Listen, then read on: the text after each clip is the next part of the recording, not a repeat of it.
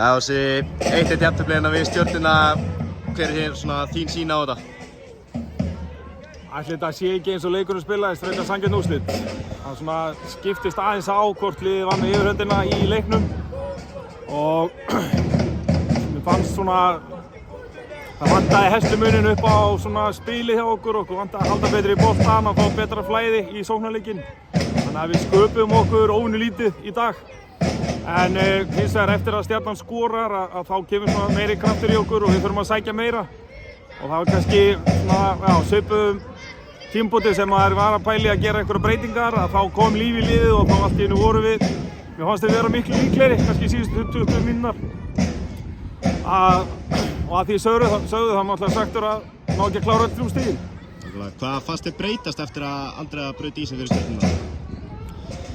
Ég átti mig ekki alveg á því. Kom bara kannski aðeins annað attitút í liðið og við vorum bara beinskeyttari fram á við, sko.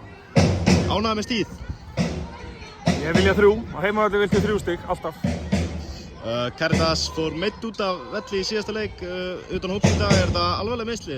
Já, sleit hálsinn, komið þau fram. Þannig að hún verður ekki meira með þessu. Stemningin alveg frábær og mikill fjöldi sem mætti leikinn og lítur á ánægður með það. Já, þetta er meiri áttar gaman. Náttúrulega mikið svona búið til smá húllumhæ fyrir leik og auðvitað væri óskandi að það væri alltaf svona góð mæting. Frábær stemning, mikill hávaði allan leikinn og þetta verður svona, það verður mjög skemmtilega. Takk hérlega. Þannig að þökkum þeim sem mættu.